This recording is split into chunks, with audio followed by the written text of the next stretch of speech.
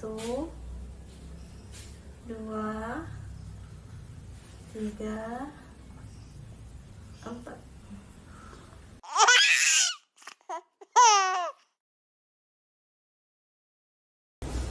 Halo semua, hari ini aku akan share tentang pengalaman pribadiku yang mempunyai anak dengan gangguan oromotor.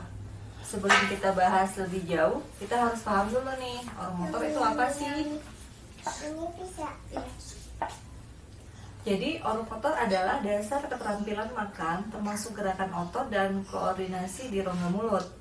Jadi, jika ada gangguan pada oromotor, akan mengganggu sistem gerak otot dan rongga mulut seperti rahang, bibir, gigi, lidah, langit-langit, dan pipi.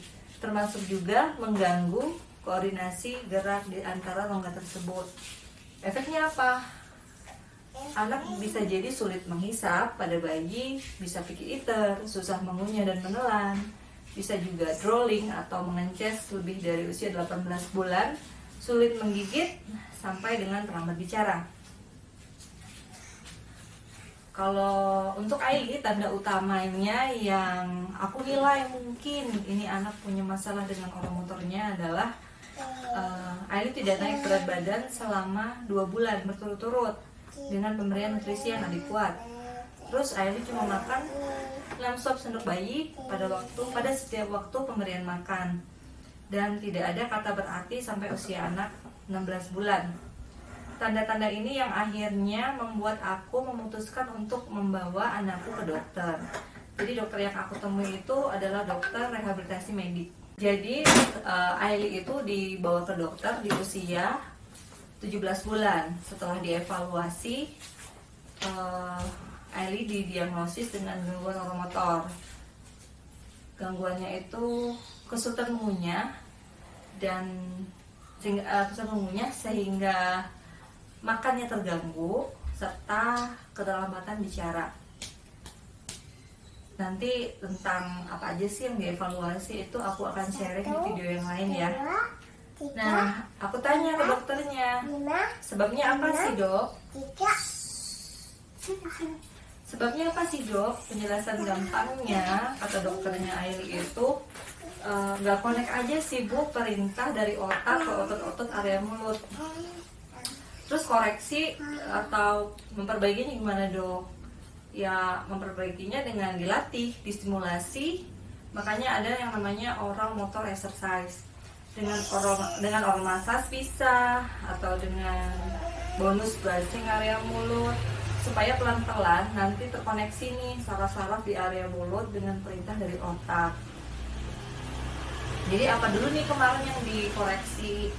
Jadi karena ada dua masalah. Yang dikoreksi pertama adalah masalah makannya, karena anak yang tidak naik berat badan lebih dari 2 bulan berturut-turut itu akan bermasalah nanti tumbuh kembangnya.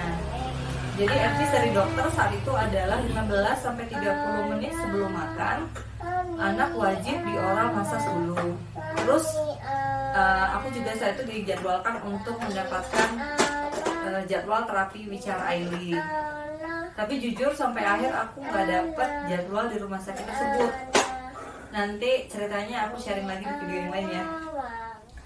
Nah, gimana sih cara oral massage-nya? Mudah banget, nggak sampai 5 menit sebelum, tapi harus rajin. Biasanya aku lakukan sebelum makan, setelah mandi, dan sebelum tidur. Aku kombinasikan juga dengan oral brushing atau sikat di area mulut. Nah, hari ini aku akan mencontohkan gimana sih caranya pijat-pijat area mulut sebelum makan yang aku terapkan ke Aili. Aili itu sudah mulai agak ada peningkatan mau makan di pijat-pijat yang pertama. Jadi hari yang sama Aili itu langsung lumayan mau makan, dan masalah makannya itu terkoreksi dalam waktu 2 bulan. Kita cobain ya pijatnya.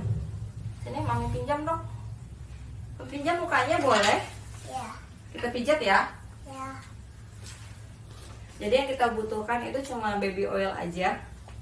Jadi kita mulai ya pijatnya. Jadi yang dibutuhkan adalah baby oil aja. Nanti mau?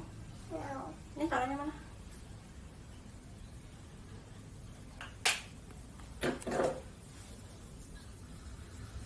Kita kasih pijatan di atas mulutnya dulu. 4 hitungan. Ada banget sih. 1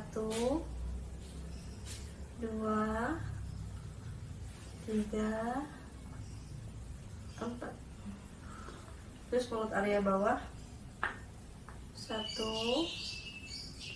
2 3 4. Terus gerakan yang kedua adalah diputar ya di atas perutnya. 1 2 3 4. 1 2 3 4. Gerakan yang ketiga, kita kasih penekanan 1 kali. 1, isi tangannya. Tangannya di bawah, tangannya di bawah, tangannya di bawah. 1 2 3 4. Yang bawah 1 2 3 4. Terus gerakan yang terakhir itu area pipi.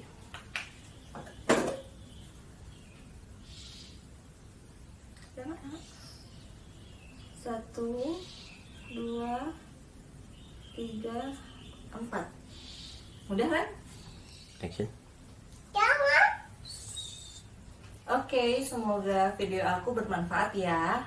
Dan apa yang aku sharing bukan sebagai pengganti untuk konsultasi dengan dokter ahli, karena kondisi setiap anak berbeda. Tapi silakan untuk teman-teman yang mau mencoba oral exercise yang kayak aku karena aku paham dengan kondisi di lapangan itu gimana. Aku paham kadang kita nggak punya akses untuk ketemu dokter, atau juga berat biayanya karena terapi tumbuh kembang itu menghabiskan waktu berbulan-bulan sampai tahunan. Tapi aku tekankan lagi, diagnosis haruslah dari ahli ya. Jadi penanganannya juga akan tepat. Oke, sampai jumpa lagi di video berikutnya. Bye. Kylie bye dulu. Bye.